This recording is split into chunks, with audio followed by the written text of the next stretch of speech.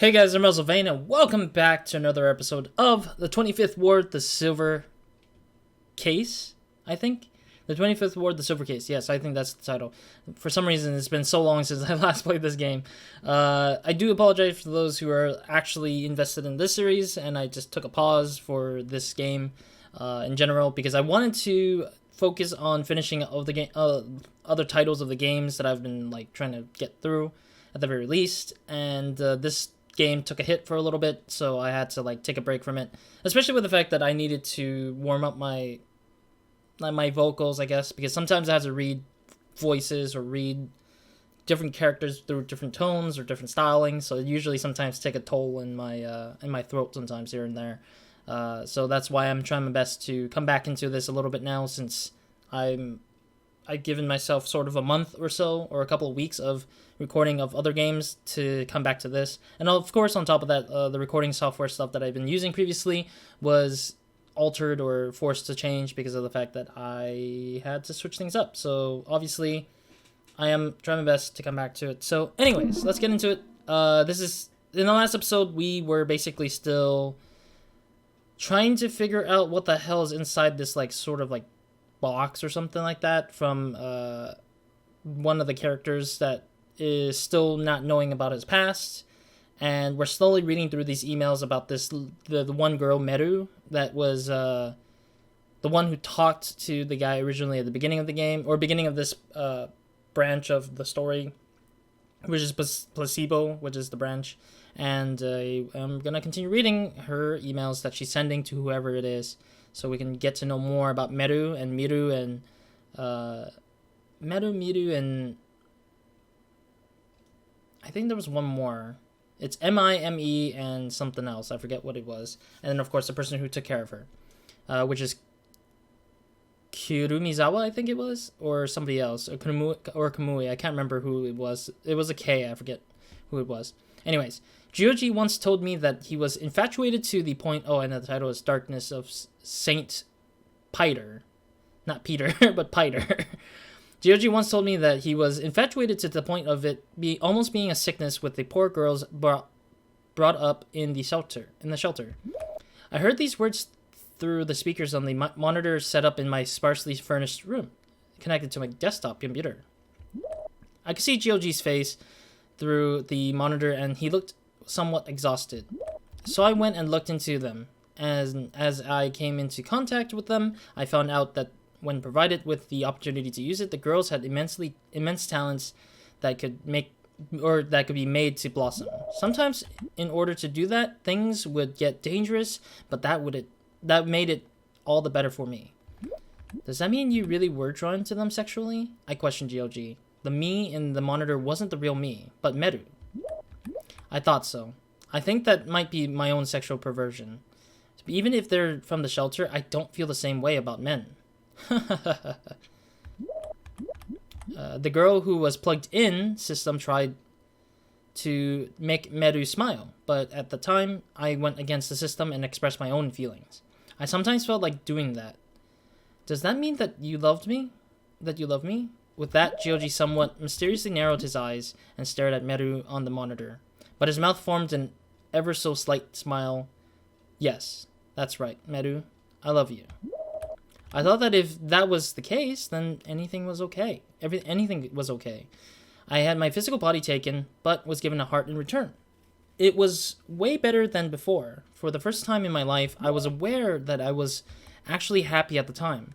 Also, I thought, Gyoji was the only person who would treat me like a proper woman. Truly, the only one. ...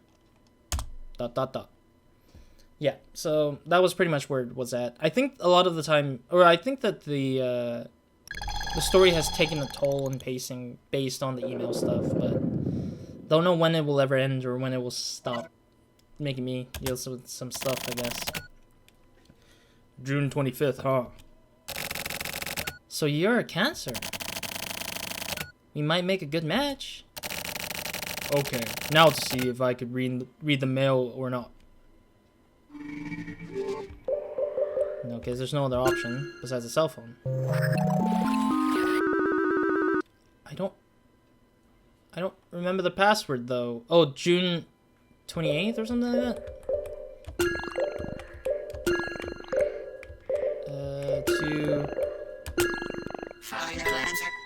If I get it wrong, I hope they repeated it because I don't remember. I don't remember what he just said. I wasn't paying attention because I was just reading for the sake of reading it.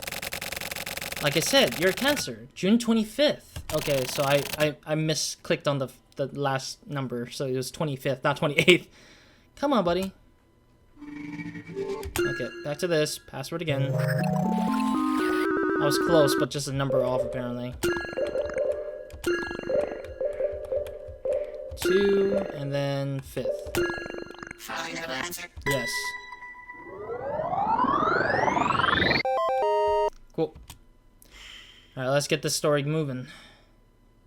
Oh wait, oh yeah, we're gonna have to read another email, isn't it? Because of the fact that this paces it very slowly. I don't know.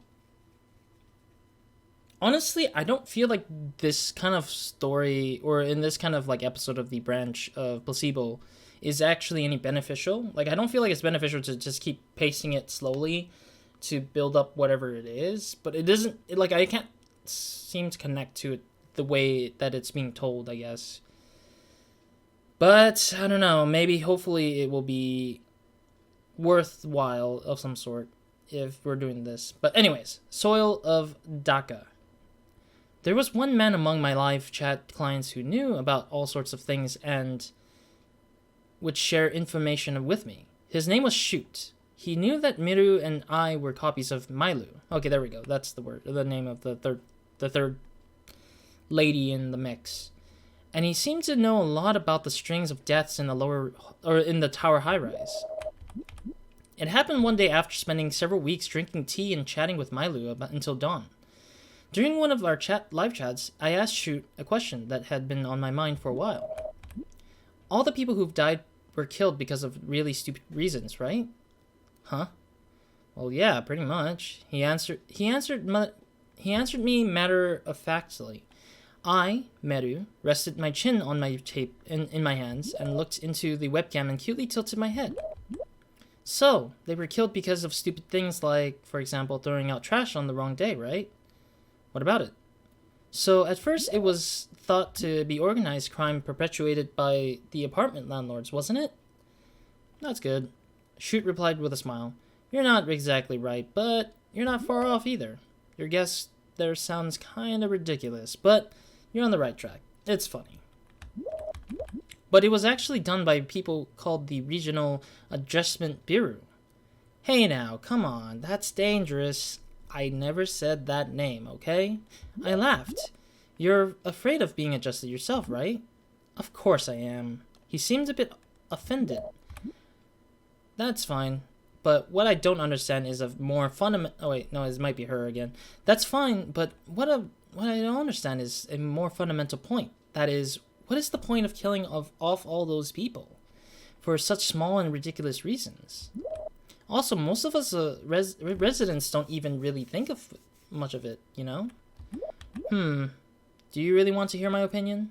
Yeah, I do. Okay, then. Everything I say from here on is just my imagination, but... Oh, okay. Tell me what you imagined, then. Just as I thought, Shoot had smiled. He immediately stopped smiling and coughed, and then he told me the following. The answer is... murderous intent. Murderous intent?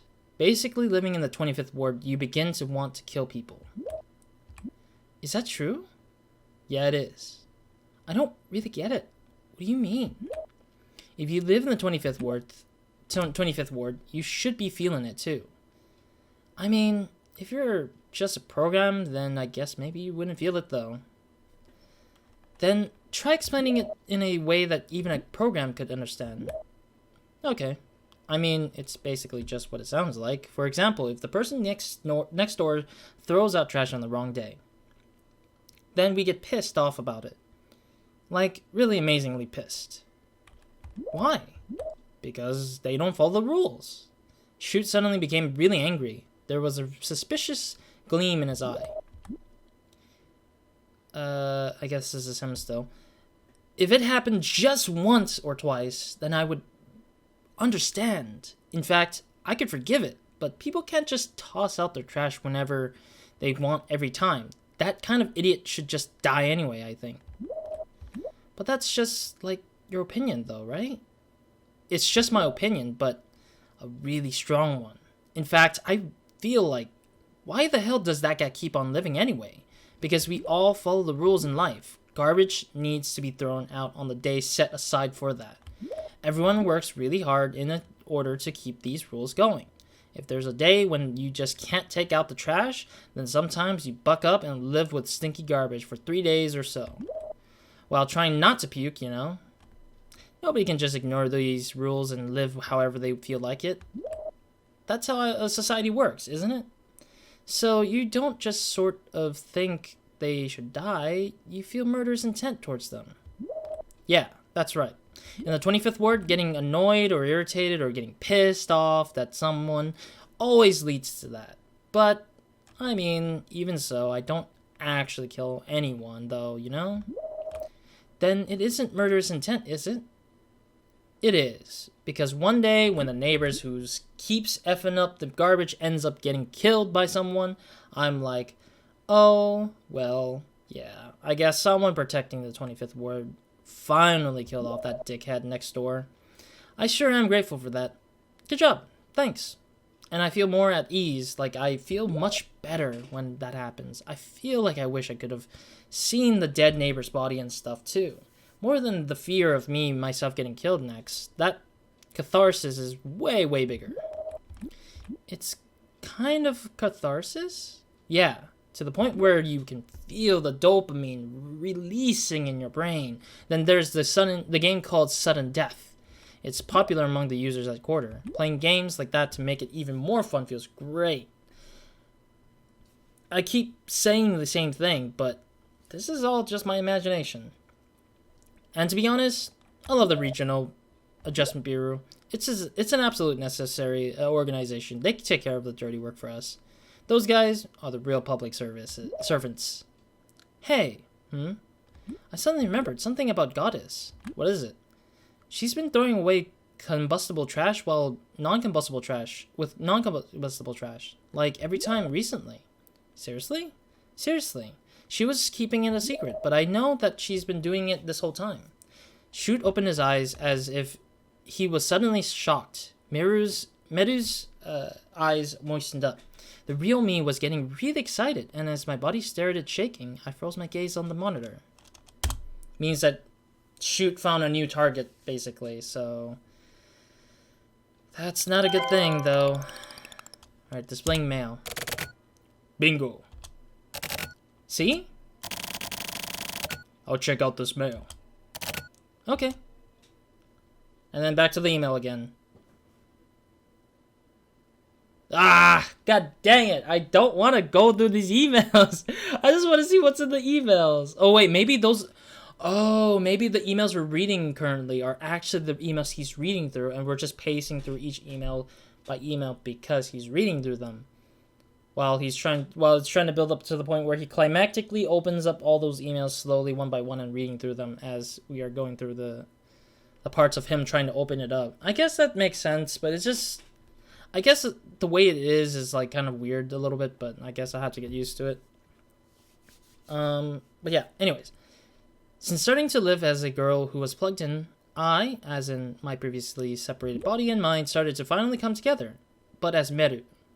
While I was becoming a person who had emotions, it was only when I acted as Meru. Even so, it was so mysterious how my heavy body, actually didn't just rot away and die.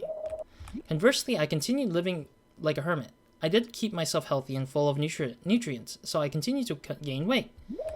Maybe my physical body had finally started to develop properly. I don't know how old I am, but at the very least, it was clear to me that I had not yet reached my 20s. As my weight had become about twice what I once was, I started feeling differently about Mylu. Just as Shoot had told me, the fact that she was mixing up her garbage got me so angry that I was no longer able to overlook it and forgive her for it. This is sort of the rule that everyone needs to follow, and it can't be broken. And it was also annoying me that she was Meru's original as well. Furthermore, the fact that she was getting so much love from GOG was becoming unbearable. When speaking to me, Gyoji was very kind, but there was always this sense that his mind was somewhere else as he spoke, and I could feel it. It was all because of her.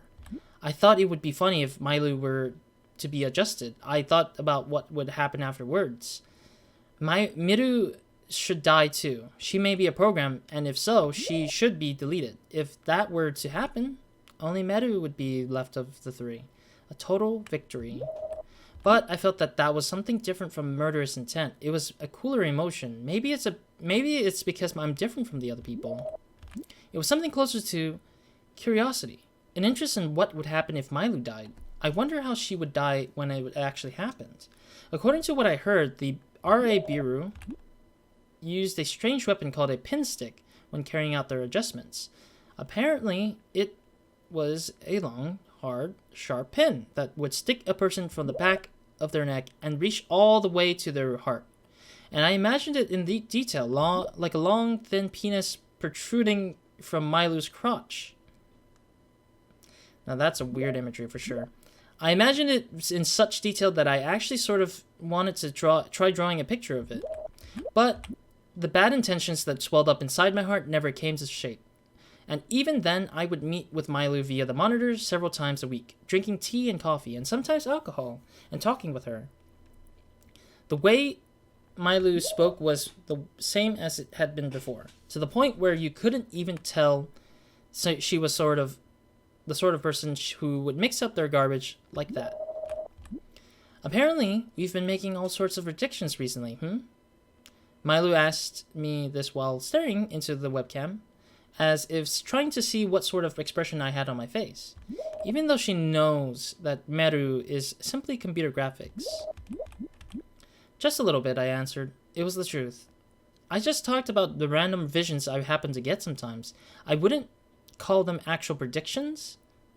I wouldn't actually call them actual predictions. Do they turn out to be true? I don't know. But the clients like to make up these stories and make all sorts of comments about them, I guess. So they're not true then. I've never looked into it, so I don't know. With that, I gave Meru a somewhat troubled expression. I was happy to think that finally, I was able to keep a secret from Mailu. Okay, I guess. Strange and odd. Alright, back to the bar again. Samir or Tsumere?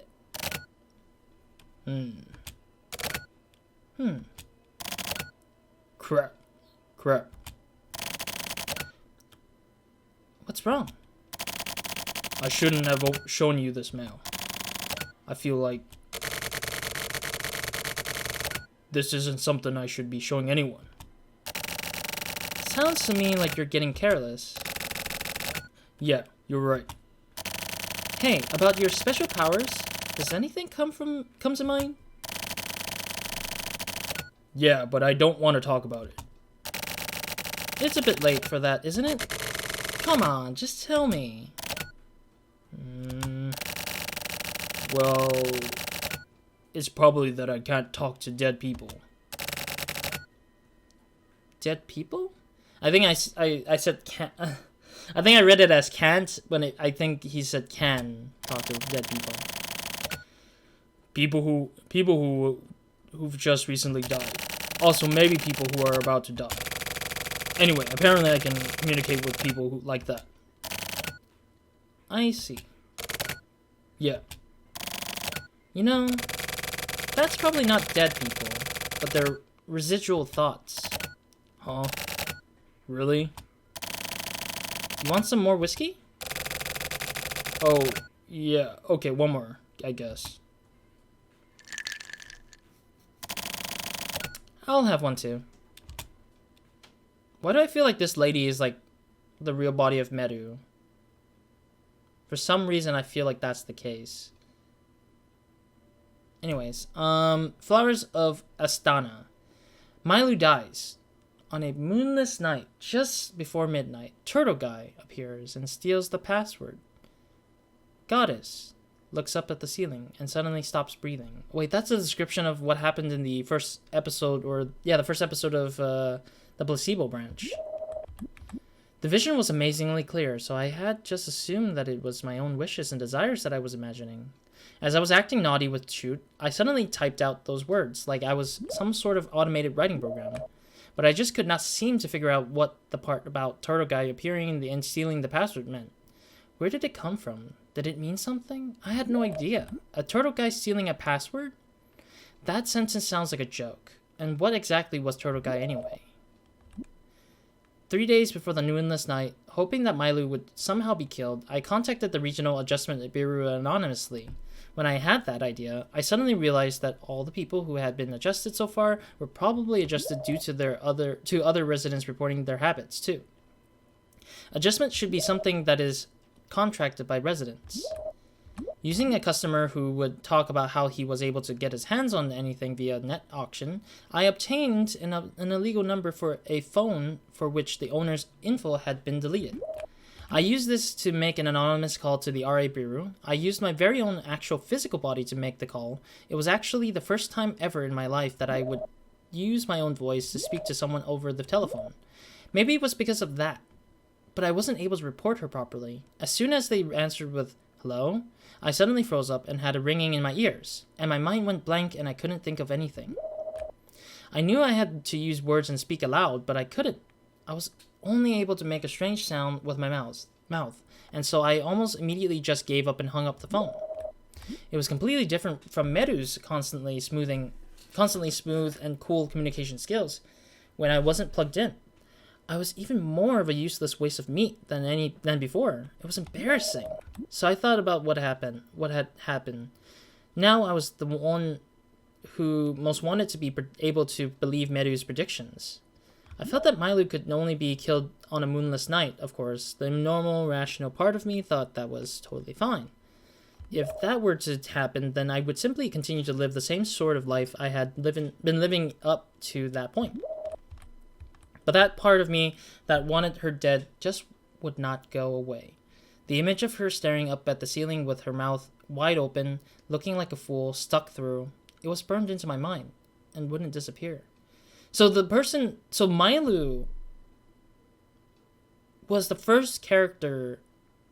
So the lady who we saw died in the apartment, the high-rise apartment, the high-rise tower. That was Milo. Holy heck. Because Milo looked up, and then even the manager looked up at one point, and she got shot in the mouth as well, I think. Yeah, I think that... Yeah, and then the RA just came just in time as the manager of the 25th ward and Milo died. That's interesting that we're actually reading up on the fact that these things came into fruition and how it played out, in a sense, from the behind the scenes for Meru, who's kind of somewhat related to the case. Oh wait, now I get to control. Okay, so I got the phone or the eye. Residual thoughts. Oh yeah. I feel like I know that. I feel like I've been talking with them for a while now. Actually, I think maybe even now. I want to check the cell phone though. Look. How the hell am I supposed to... What do you mean, quote unquote, look? Do I check the phone constantly? Same lines. Look, how am I supposed to... okay. So I'm guessing I have to keep looking, I guess. Damn. I can't figure this out. Yeah, it's probably cluing in that I should just keep looking until we get through this email. I guess they want to waste my time to keep reading these emails. I don't know. Of course I'm not supposed to expect anything crazy for this episode, I feel like. But it's a lot of going through the email of the past and also the behind the scenes. It's also interesting because it's trying to effectively communicate to me the behind the scenes, the stuff surrounding the scenes of the dead people from the first episode of... I'm trying to remember the name of the branch that we came from that.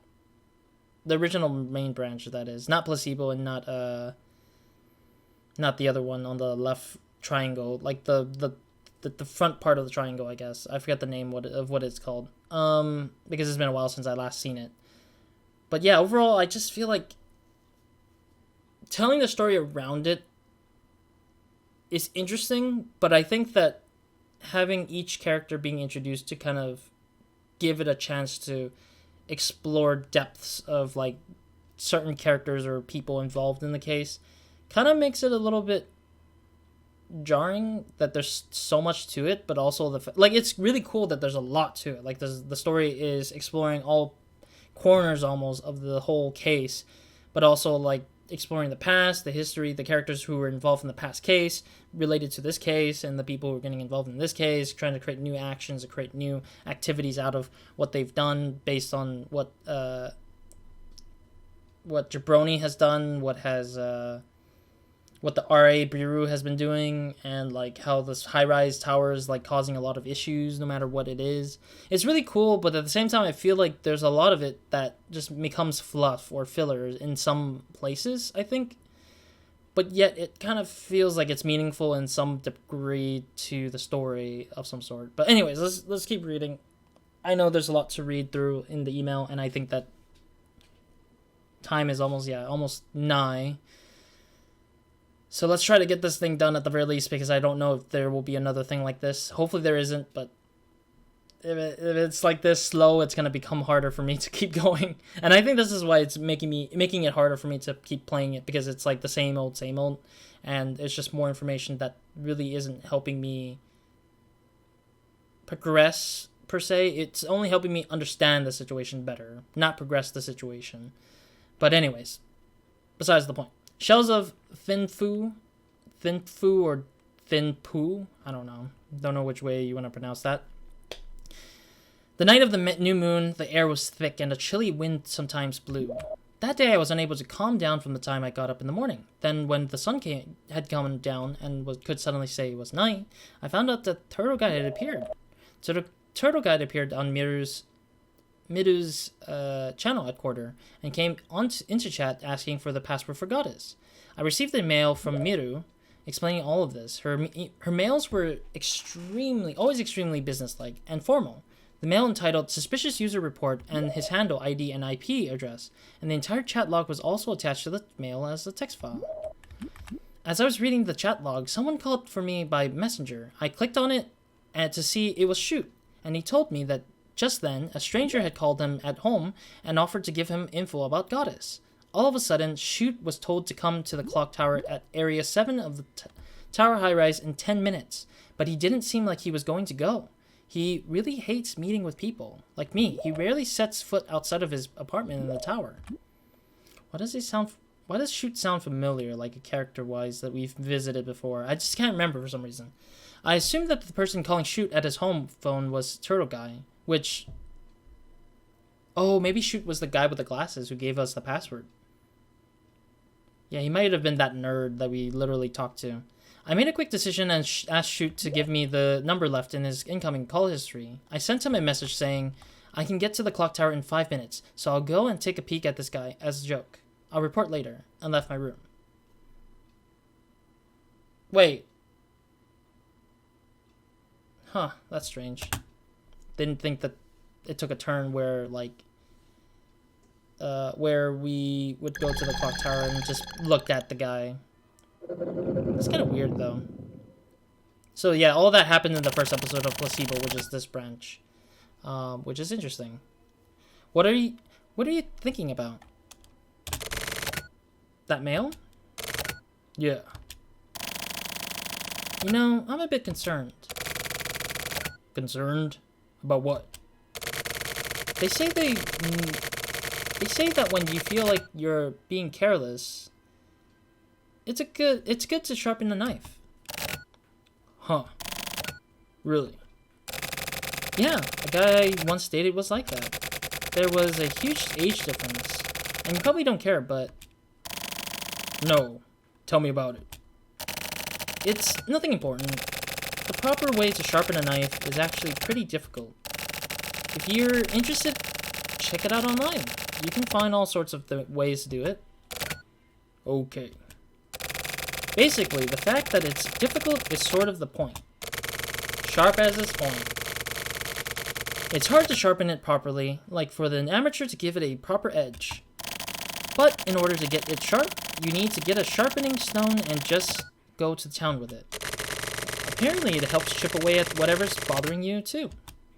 It's kind of true, actually, I feel like, because certain activities like painting, working on games, like I would sometimes do game development, or it is my job eventually, to do game development stuff, like designing and stuff like that, or just like painting, drawing, doing some kind of mild activity that requires a bit of creativity, I think actually does kind of draw your attention away from problems and kind of sharpens your mood about certain stuff later on when you need to get back to it later on, which is nice, and I like that about that kind of thing usually. But anyways, I see. It probably sounds like crap coming from me, but I've tried it out, so I know what I'm talking about. Putting your all into sharpening a knife makes your senses get sharper too, slowly but surely. All the unnecessary garbage disappears and only what's important becomes visible. Sharpening a knife can do that for you. Oh god. More email. Damn it. Well, okay, whatever. Yeah, we're over 30 minutes. You know what? I'm gonna try to finish this email and then we'll end the episode after that one. So we can just start up in the next episode with... Yeah, I'll start up the next episode without having to start the email off, because I think the email is slowing me down more and more each time. But this is probably the event when Turtle Guy showed up at the clock tower, and then I think he didn't meet anyone, I don't remember if he met anyone when we did that episode, but I believe he went to the clock tower and nobody came, but he felt somebody watching him or something. Anyways, I met with the Turtle Guy. I wasn't able to make a proper phone call, but I spoke with him directly and asked about all sorts of things. I wasn't able to look him in directly in the eyes, but I strangely did feel fear or uneasiness at all. Didn't feel fear or uneasiness at all. I knew he wanted to speak with Goddess, so I made a quick decision and put on an amazing act for him. I wondered if he worked for the Regional Adjustment Bureau. Nope, he did not. Definitely not, because we're just some online folk looking for the history or the mystery behind Kurumizawa or Kamui in terms of the internet stuff. But then actually meeting him, I knew that it wasn't so. I knew because I could tell he was that same type of person as me. I'm certain that he still doesn't fully understand himself just yet, but he was definitely brought up in the shelter. Something led him here. Yeah, something is not someone. Almost like he was sleepwalking, like a lonely animal wandering through the forest, controlled by fate. Like me. When I thought of it like this, it felt like something was squeezing down on my chest. Some strong emotion. Alright. So this is where I can end the episode after it loads up the thing here.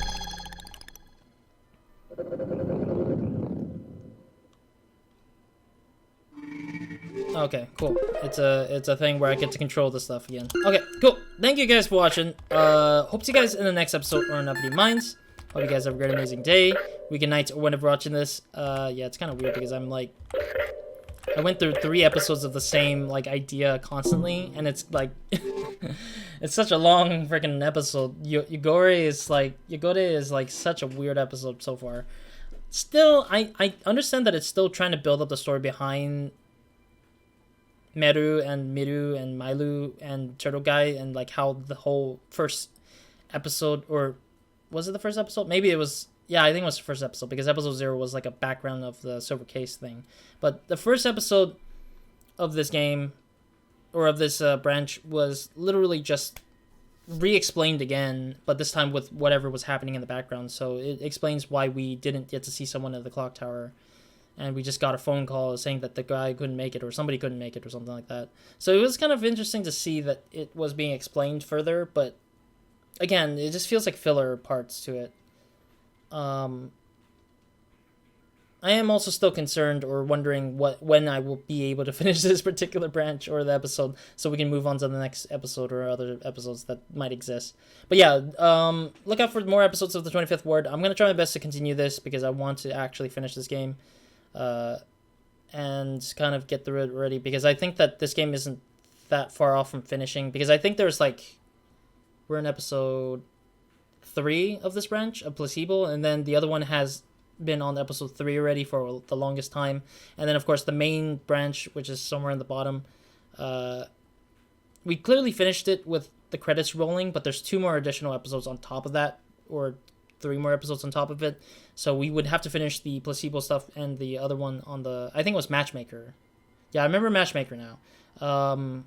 But I don't think Matchmaker is on the left triangle. But yeah, we're gonna have to finish all 3, like the top 2 branches first, before we can finish up whatever is at the bottom with the main stuff that's involving the progression of the story moving forward. But otherwise, that's it for me in this episode. I'm gonna do another episode after this, hopefully, and then we'll see from there what's gonna happen in the next episode. So yeah, other than that, Roz out.